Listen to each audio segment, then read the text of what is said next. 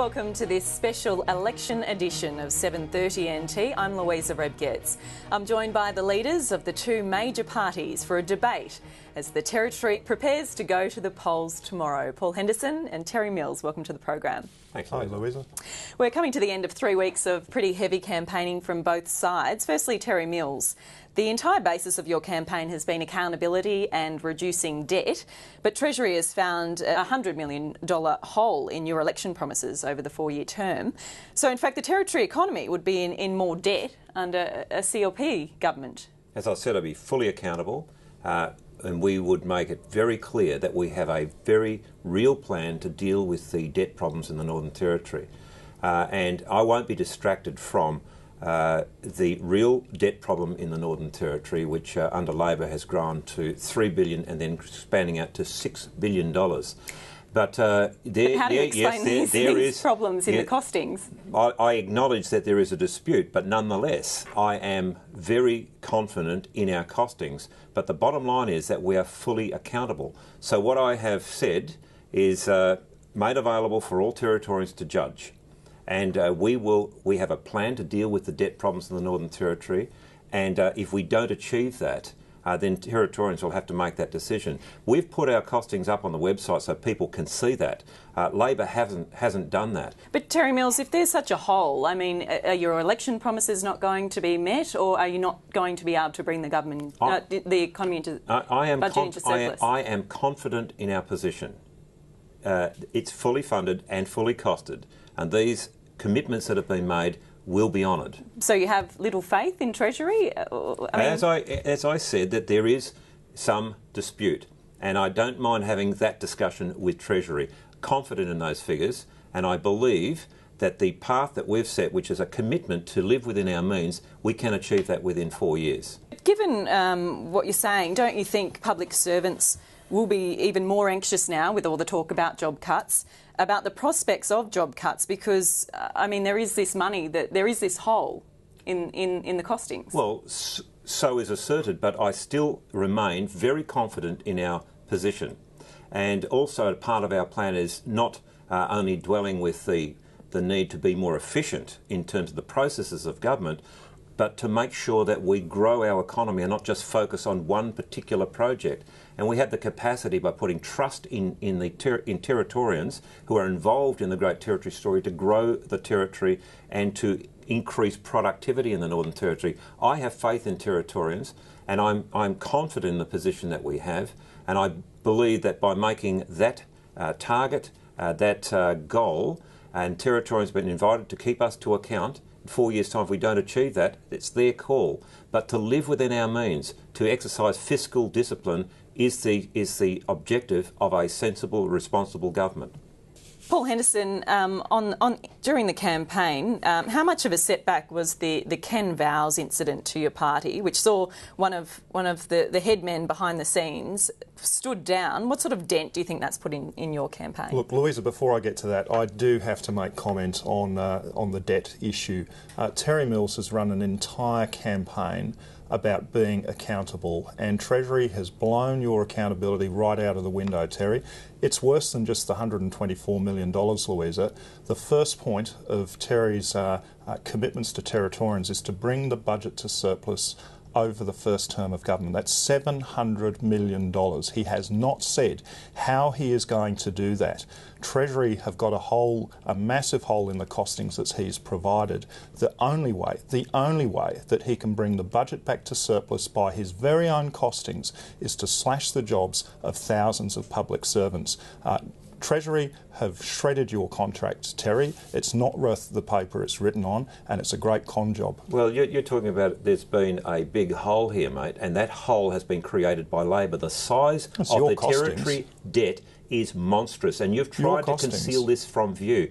Territorians can see it. You've got to live within your means. Now, in terms of surplus, we're talking simply about exercising fiscal discipline. That's not what you've said in your contracts. Your means. That's not what you've said in your contract, Terry. Less than you earn. Your promises are going to increase the debt of the Northern Territory, not reduce it. That's what Treasury have said. Paul Henderson, how will you?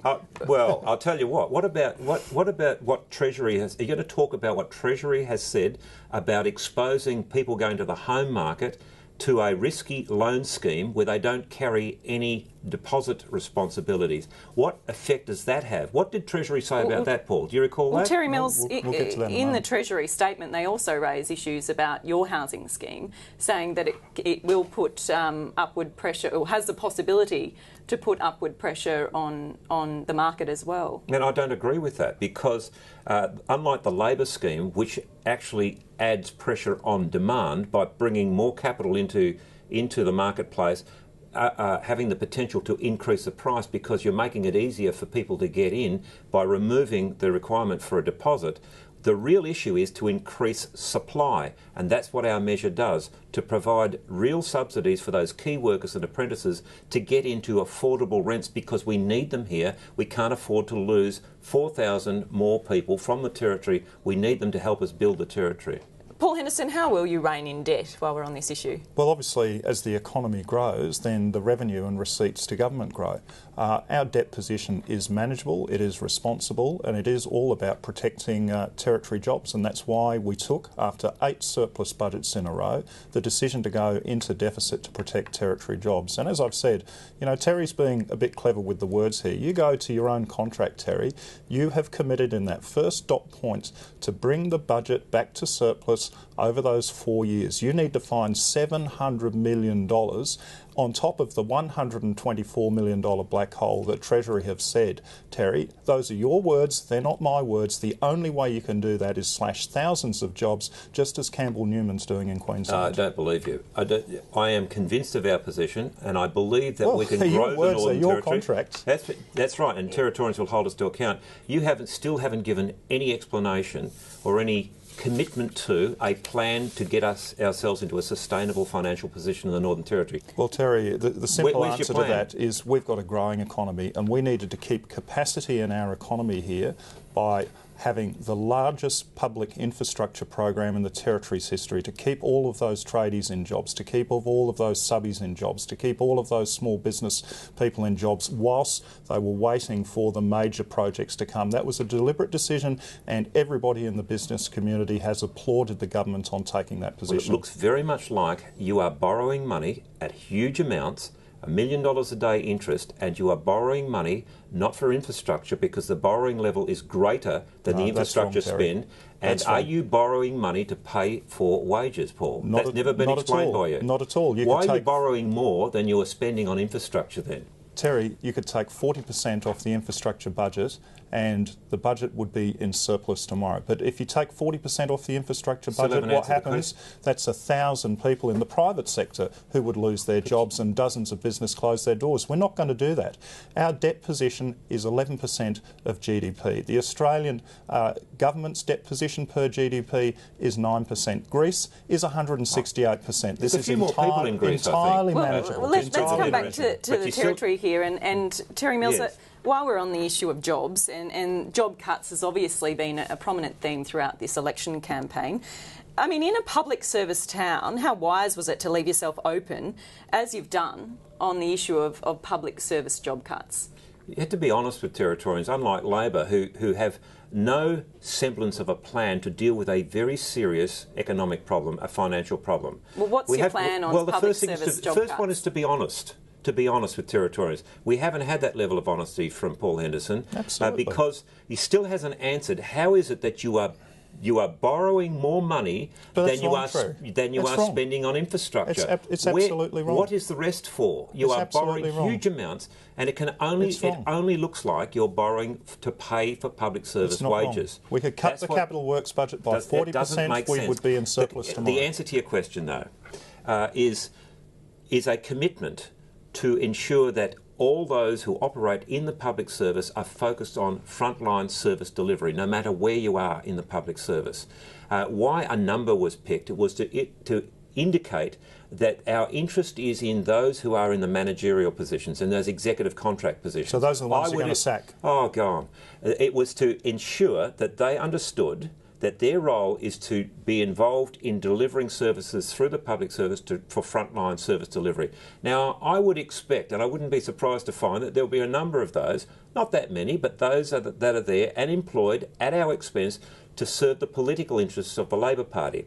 Now, it wouldn't surprise me either if there be a change of government that they would choose to go elsewhere. Now, that's their choice. But the commitment is if they go, they will not be replaced at that position, but the replacement would be on the front line to deliver services to the front line. That is the commitment. That's what I was saying. So how many jobs, Terry?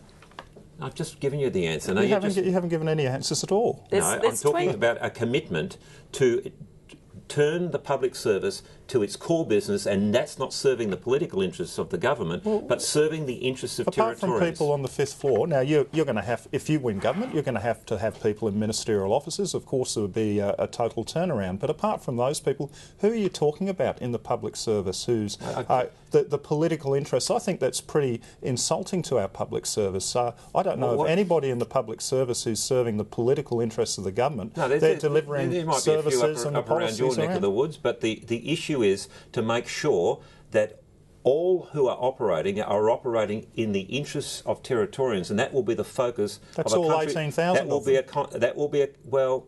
There is a fair bit of effort being put in and resources going into the public service to promote the government. That would be making sure that we promote services to Territorians and not promote the government or have convoluted schemes that slow decision making down. I want swifter decision making so that we can get this show on the road and make sure the money is well spent. And there will be savings through making sure that the machinery of government works efficiently to service the interests of the community.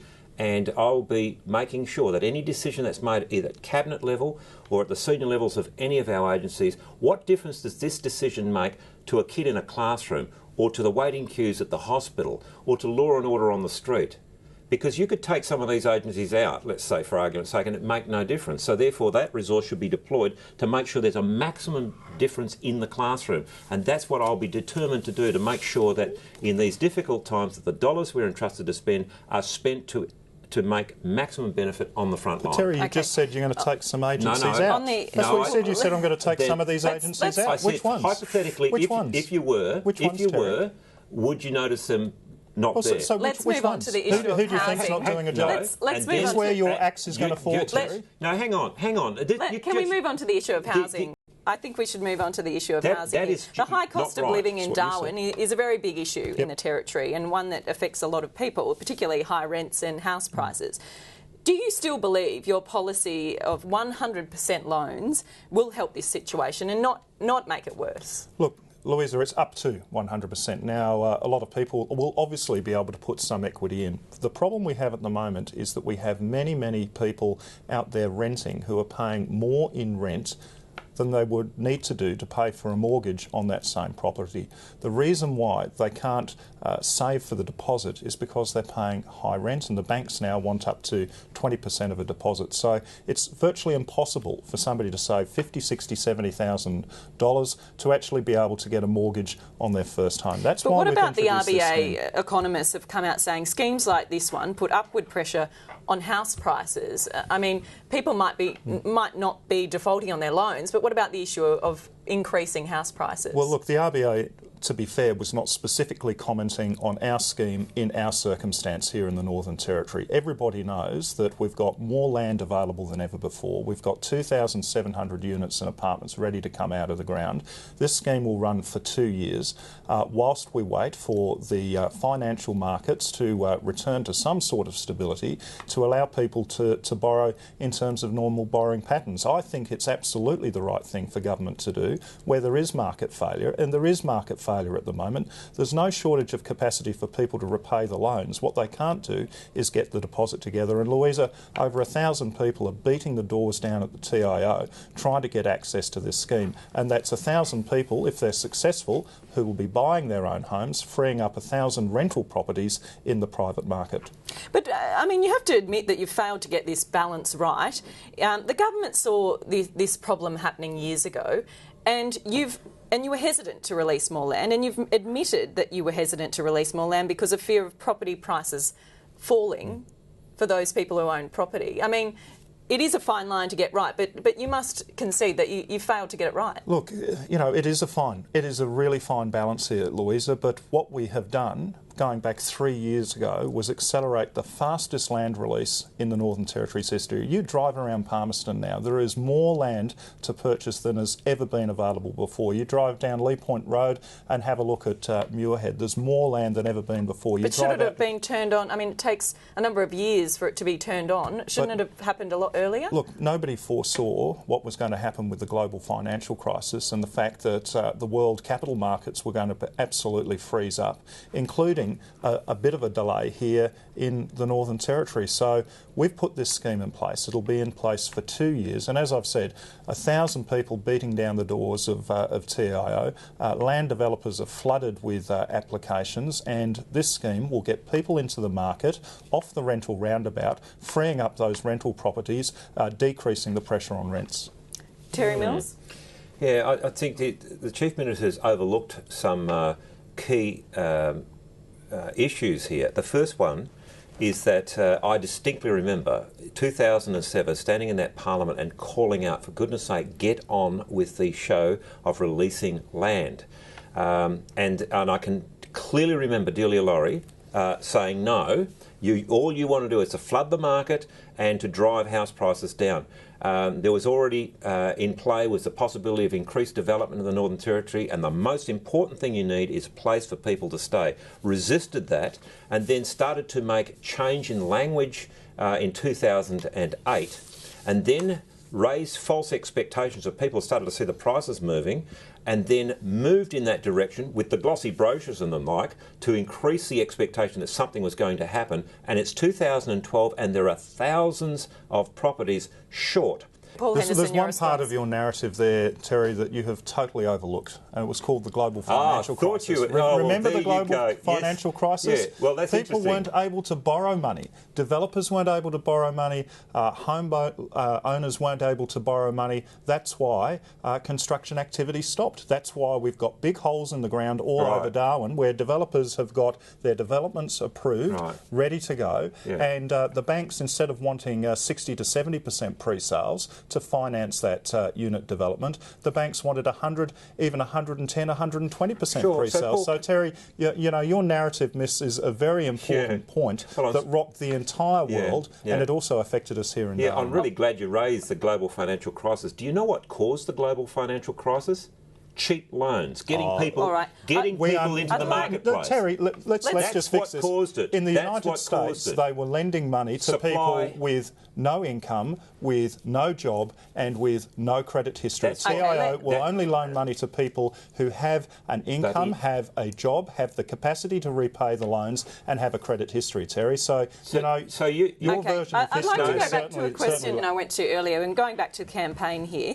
How much of a setback was the Ken Bowers incident to your campaign? That's right. That was a question you didn't want to answer before. Your top men stood down behind the scenes. Look, you know, that was very disappointing that happened, Louisa. I feel really sorry for Kenny Bowers. He made a mistake as a young man, but I think all of us as men, putting ourselves into that situation that Kenny found himself as a young fellow of 20 or 21 years of age, could certainly understand what happened there. In terms of my staff not immediately acting on a decision that I made, that was certainly unfortunate. It was certainly a very grave mistake made by my Deputy Chief of Staff, and I stood him down for the campaign. Now, of course, I wish that wouldn't have happened. I've stood him down for the campaign. He's still being paid? Yes, of course he's being paid. He hasn't been sacked. Well, Terry Mills, one of your political advertisements this week disclosed letters spelling out Hendo is a jerk-off. Yeah. And you laughed this off. Does this show an act of desperation in your campaign? No, not at all.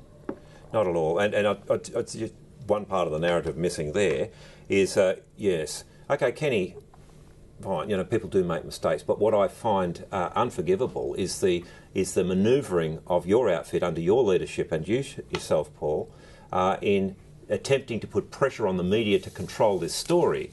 That is the big problem here.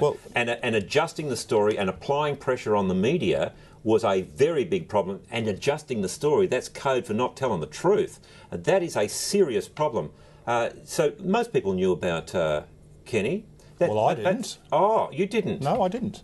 Right, well, that is very surprising. Very surprising. You have to take your word for it. I'm surprised you didn't know that, because it ran for 4 days. I certainly did not know that Kenny had that indiscretion behind How is it that so many know, but the head of the party doesn't know? Well, it's true. Hard to believe. I didn't know. Hard to believe. Let's move on. It certainly wasn't. No, it wasn't known by the public. I think we should move on to issues more important to Territorians. Alcohol and law and order issues. Paul Henderson, your alcohol policy is based around the banned drinkers register. Yep. Where is the proof that antisocial behaviour and crime is actually on the decline when you don't release crime statistics in the way you used to? Well, Louisa, there was a very complex and comprehensive report released on the first 12 months of the banned drinkers register being in operation. In that report, police very clearly said that there were 10,000 fewer calls to police for antisocial behaviour events right across the Northern Territory. So those statistics are in that report. The report also showed that the biggest 12-month decrease in pure alcohol consumption in the Territory's history, 71,000 litres less of pure alcohol consumed in the Northern Territory. Now, this is early days for the banned drinkers register, but all groups out there, whether they're legal groups, whether they're Indigenous groups, whether they're health groups, are saying that there are signs that things are turning around, that this should be persevered with. And I can't believe, Terry, that you're going to scrap a scheme that everybody is saying needs to be persevered with. What you're putting in place, you haven't got one independent third-party commentator of any repute saying that what you're going to put in place is any better. Well, your scheme doesn't work. Well, I mean, 71,000 litres is a lot less grog consumed Paul, do you know how many Territory. litres of alcohol are sold in a year? Well, there's 71,000 litres less sold. Do you know how much? Do you know what percentage that is of the whole? It's the biggest 12-month decrease in the Territory's history. There have been similar decreases in the past, not to that same degree. Well, that's what I'm saying. Okay. It's the biggest decrease in the Territory's without the banned history. drinkers register. Well, Terry, your scheme isn't going to see I think one extra person. You haven't got any statistics that back up your claim that this thing works. You're now making there's a full 12-month report that's saying it's working. Police say cherry-pick data. Data. Honestly, it is. Have an honest look at it. You have tampered with the evidence, so we can't judge it. And even in the own figures that you brought out recently, it shows that violent assaults have actually increased. Now, that's because of domestic violence. There's always an explanation. You take those figures There's always an explanation. So you can play with the data to try and suit your story. But I think the key here is that you're claiming that the 72,000 litres that are now not in circulation are directly as a result of the banned drinkers register. You are, aren't you? Well, that's what the report says.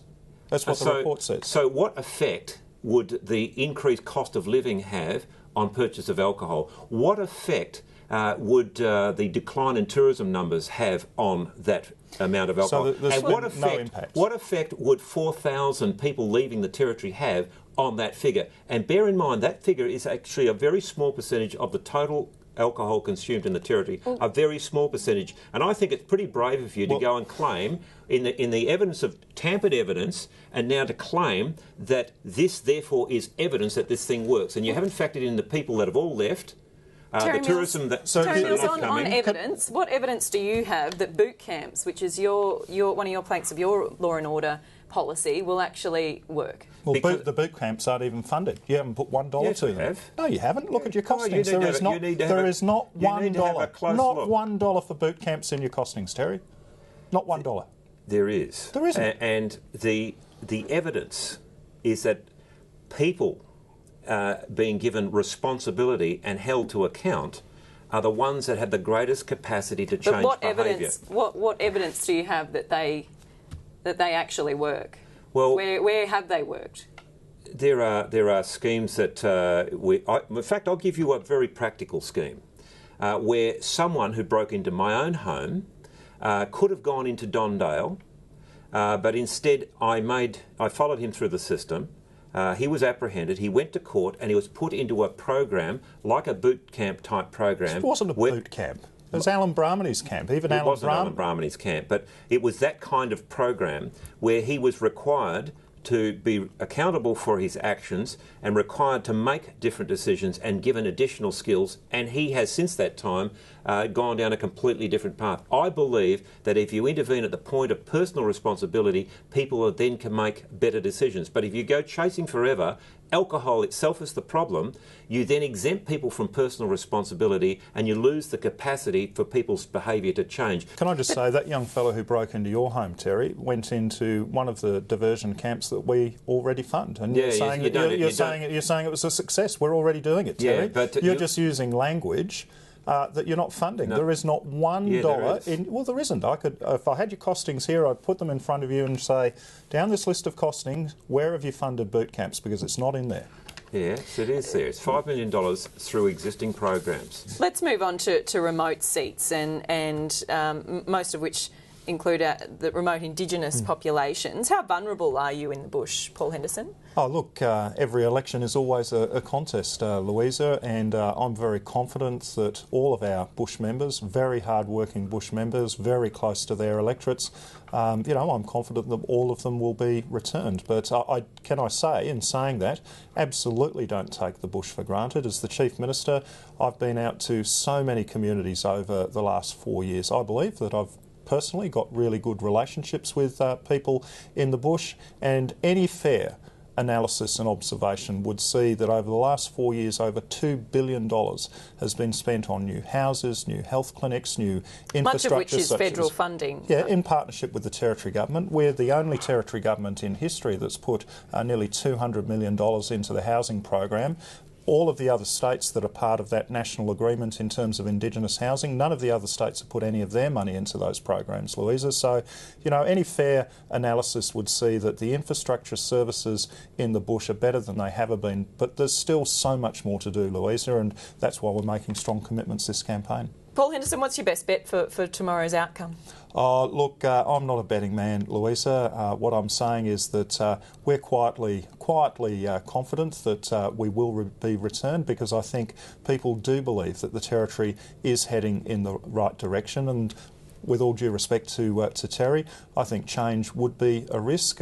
Terry's run an entire campaign hiding his costings until right the last moment, and the contract that you've got with Territorians, I have to say, Terry, is not worth the paper it's written on. You talked about your 3-hub economy. You were going to grow food production in the Northern Territory, not 1 cent towards the Ord River scheme or increasing food production. You said that you were going to develop the tourism and education industries in the Northern Territory, not 1 cent towards expanding tourism or education development in the Territory, and you said you were going to expand mining. Well, I couldn't find anything in your costings either. I don't know how you're going to grow these industries, Terry, without actually committing any sort of financial support to them over and above Terry Mills, what's what's your best bet for tomorrow's outcome? Well, I agree with Paul in the first instance that I don't spend energy trying to read what I think's going to happen, because I think it's such an important thing, the decision that people who are living in Karama or Nightcliff,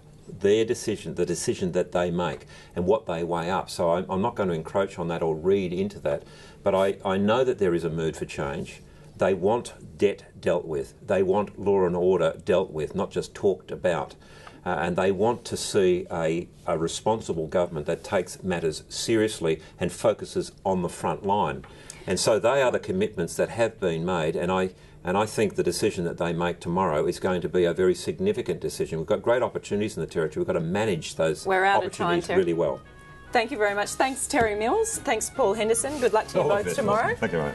Stay with the ABC for full election coverage as it happens on Saturday night. Have a great weekend.